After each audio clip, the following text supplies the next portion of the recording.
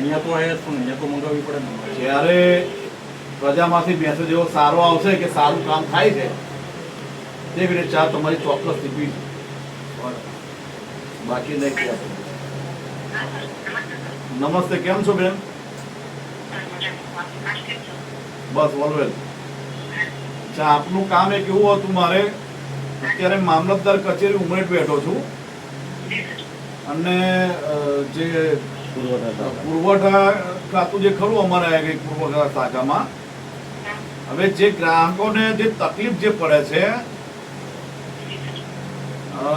ખાખણપુરનો એક કિસ્સો છે, બે વડીલ મારી સામે બેઠા છે, એમને અનાજ મળતું નથી, અંગૂઠા પહેલા લઈ લે છે પણ અનાજ મળતું નથી. મેં કલેક્ટર સાહેબને આજથી લગભગ 2 વર્ષ પહેલા, દક્ષિણી સાહેબ હતા 2-3 વર્ષ પહેલા, ત્યારે એમને મેં રજૂઆત કરેલી કે જે ચોરી જે થાય છે ભંડારમાંથી, જેના નામનું ભંડાર હોય છે એ પોતે જ ચોરી કરતા હોય છે બધા, એ તો આપણે પણ કદાચ થોડું ખ્યાલ હશે.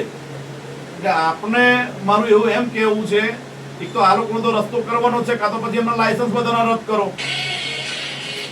પણ એની સાથે સાથે એમને એક એવો આદેશ કરો કે પોતાના કેબિનમાં કે અનાજ જે આગળ હોય કે દુકાનમાં હોય કે બહાર, ત્યાં આગળ સીસીટીવી કેમેરા લગાવી દે. બરાબર છે, કમ્પલસરી બધે સીસી. જો બીજા કોઈ તાલુકામાં લાગે કે ના લાગે, મારા તાલુકામાં લાગતા વળગતા જે કોઈ પણ દુકાનદાર હોય ઉમરેઠ વિધાનસભામાં, ત્યાં આગળ આ પાટલું ખાલી એમને આદેશ કરી દો. બરાબર છે, તો ચોરી નહીં થાય.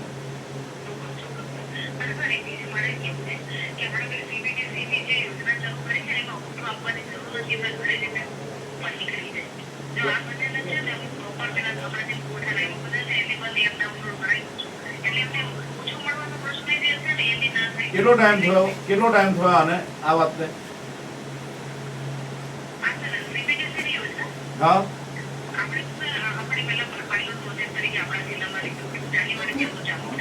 જાન્યુઆરી. ઓકે.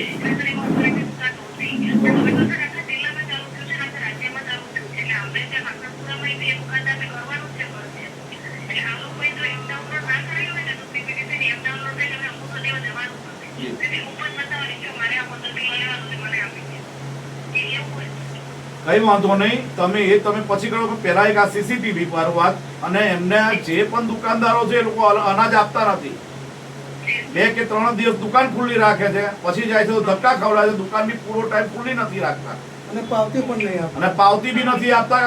આ જે પણ ગ્રાહકો જે છે એ બધા આગળ મારી સાથે આગળ મામલતદાર કચેરી અત્યારે હાલ હું બેઠો છું.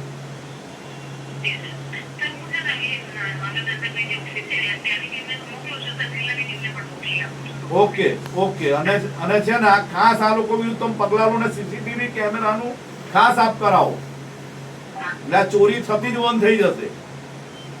આ દુકાનદારો જ પોતે ચોર છે. બરાબર છે, ગોડાઉન ની વાત નથી કરતો હું, દુકાન ની વાત કરું છું, ગામની દુકાન ની.